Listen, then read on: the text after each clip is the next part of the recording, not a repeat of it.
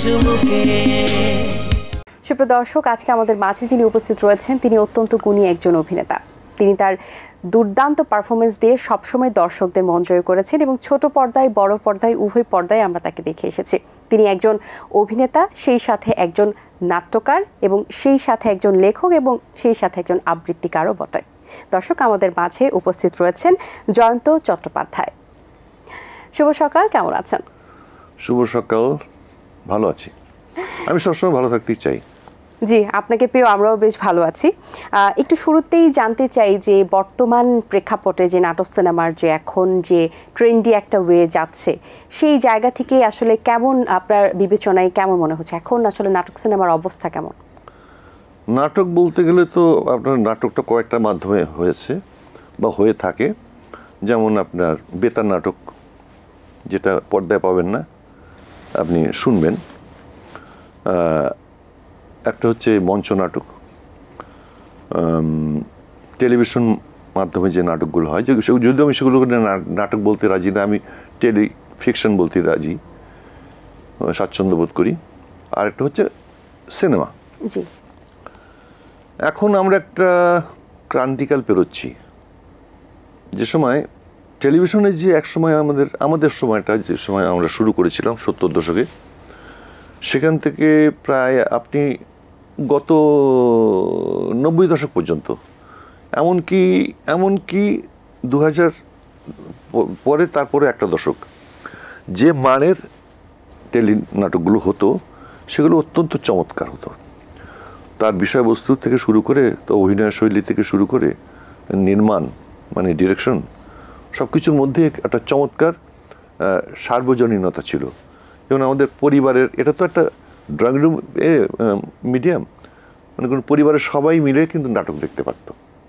এখন সেইটার অভাব দেখতে পাচ্ছি। মাঝখানে এই যে নতুন যে টেকনোলজি এসছে আমাদের এখানে, যে ইউটিউব বলুন বা ফেসবুক বলুন, আমরা একটা দুর্ভাগা জাতি।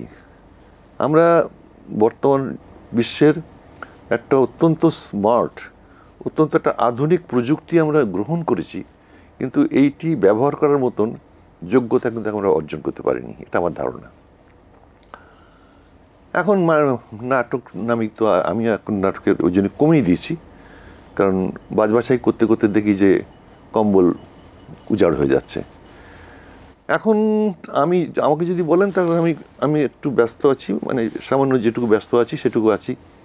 চলচ্চিত্র আছে, এই অনুদানপ্রাপ্ত চলচ্চিত্রগুলো বা ভালো চলচ্চিত্রগুলো যেগুলো, সেগুলোর সঙ্গে কিছু সঙ্গে কাজ করছি। আর করছে ওয়েব সিরিজ এবং ওয়েব ফিল্ম, এখন যেটা খুব প্রচলিত হচ্ছে, খুব এর কারণে এর বাজারটা অনেক বড়, সারা পৃথিবীব্যাপী এর বাজার আছে।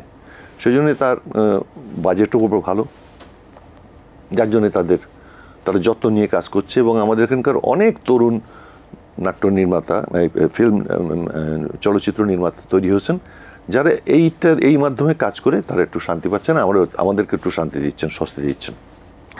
আপনি তো অভিনয় করেন, তার পাশাপাশি আবৃত্তিও করেন, এছাড়া আর কোন কোন বিষয়ে আসলে আগ্রহ রয়েছে?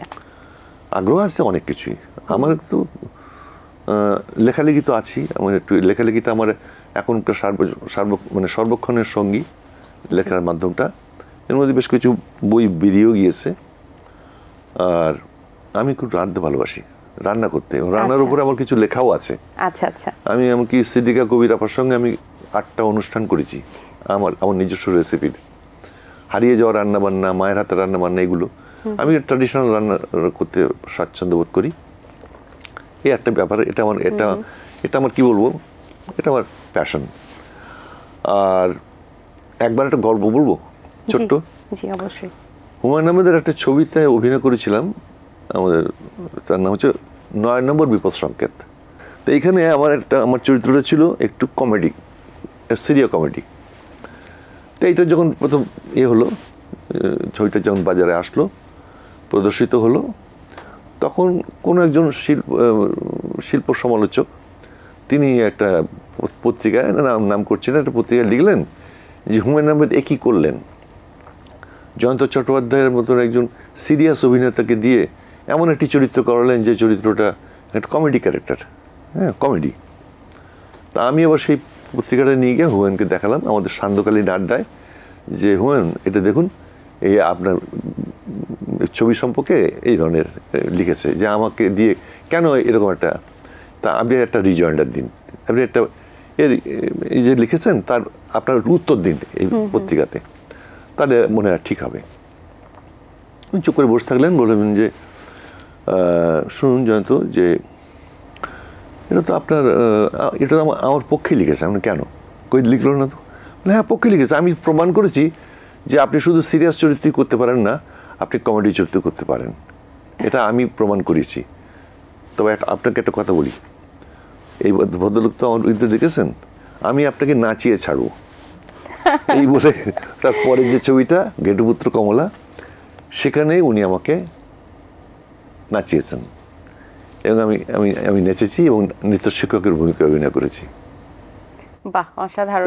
এগুলো আমি নৃত্য শিক্ষক না, কিন্তু আমি নাচ এবং সঙ্গীতটা আমার মোটামুটি বুঝি, জানি। জি, এবার আপনার কণ্ঠে একটা আবৃত্তি শুনতে চাই। আবৃত্তি না, আমি পাঠ করি। জি, আমি আমার লেখা দু একটা। হুমায়ুনের কথা যখন বললাম, হুমায়ুনের মৃত্যুর পর আমি একটা লেখা লিখেছিলাম একটা পত্রিকার জন্যে, শাওনের একটা পত্রিকা ছিল, সেখানে তার জন্য আমি একটা লেখা লিখেছিলাম। কে যায় কে যায় জলপাই বিথি মহুয়া মঞ্জরিয়ার মাধবী কুঞ্জ পেরিয়ে শালবনের গভীর অন্দরে, কে কথা বলে বৃক্ষদের সাথে, কি কথা বৃক্ষের সাথে, শ্রাবণের প্রবল প্রপাত থামাতে পারে না তাকে, চশমার কাঁচ ভেদ করে চলে যায় তার তীক্ষ্ণ অন্তর্ভেদী চোখ, খুঁজে ফেরে জন্ম আর জীবনের যাবতীয় জটিল জিজ্ঞাসা। রাত্রে চাঁদ ওঠে, যখন জ্যোৎস্না নীল জলে ভেসে যায় মুক্ত চরাচর, সপ্তপর্ণে খেলা করে দুষ্টু আলো ছায়া, কে যায় একা একা স্বপ্নমগ্ন চন্দ্রভূক কবি, দিঘি লীলাবতী পেরিয়ে নারিকেল দ্বীপে কে বসে আছে হিমুর মতো নগ্ন পায়ে, কে গেঁথে চলে মির্জা মিসির মজিদ আর কুসুমের মতো বিচিত্র গন্ধ ভরা জীবনের ছোট ছোট ফুল, কে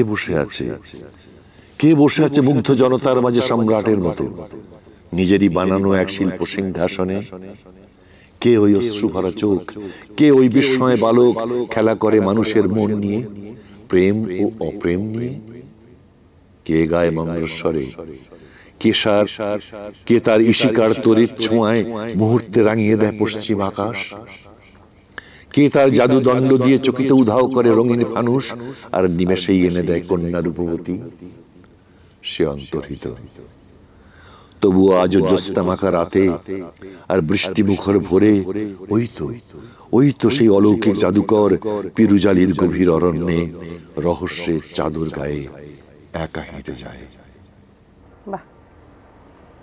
কখন যে আসলে শেষ হয়ে গেল, একটু অতৃপ্তি থেকে গেল, মনে হচ্ছে যে আরেকটা শুনতে পারলে ভালো লাগতো। ঠিক আছে, আমি করছি। এই কবিতাটার নাম হচ্ছে স্বপ্ন। ঘুম ভেঙে যায়, বাইরে চাঁদের আলো, গরাদের ফাঁকে দেখা যায় দুটি হাত, এক হাতে ছিল বেলির মালাটি ধরা, আর হাতে ছিল প্রেমময় উত্তাপ। ধীরে এলো কাছে, ঘনিষ্ঠ হলো ক্রমে, বুকের ভেতরে দুলছে পেন্ডুলাম, ওষ্ঠে গোলাপ স্ফুটনোর মুখ ছিল, কে যেন গাইছে রবি ঠাকুরের গান। দুহাতে বাঁধল গভীর আলিঙ্গনে, দুজনের মাঝে থমকে গিয়েছে ক্ষণ, অপলক ছিল মদালসা আঁকি তারা, স্পষ্ট দেখেছি কাঁপছে আমন্ত্রণ। বৃক্ষ শাখায় মুকুল উঠেছে জেগে, বাতাসে বাজছে বেহালার ফিসফাস, ছায়াপথে আঁকা তারাদের কানাকানি, প্রান্তরে নাচে নন্দিত নারী ঘাস।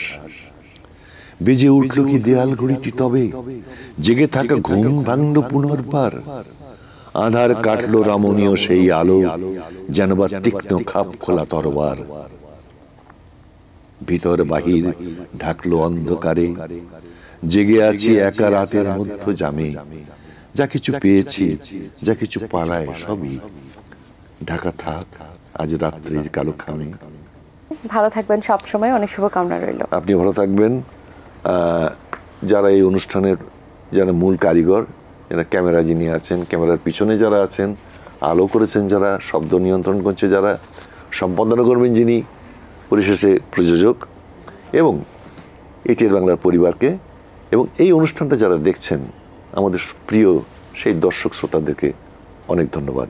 দর্শক, আশা করছি আজকের আয়োজন আপনাদের ভালো লেগেছে। আজ এই পর্যন্তই। আপনাদের সঙ্গে দেখা হবে আগামী পর্বে নতুন কারোর সঙ্গে। আমার আজকের এই সুন্দর ড্রেসটি স্পন্সর করেছে আনজারা। সবাই ভালো থাকবেন। আল্লাহ হাফেজ। দিন আসে দিন যায়, সময়টা চলে যায়, তবু আছি এই বেশ ভালো। জীবনটা রঙময়, যেভাবেই হওয়া চাই, নয় কবু সাদা কালো। এই আশাতে স্বপ্ন ভাসে, সুখ হাসে চোখে মুখে, চায়ের চুমুকে।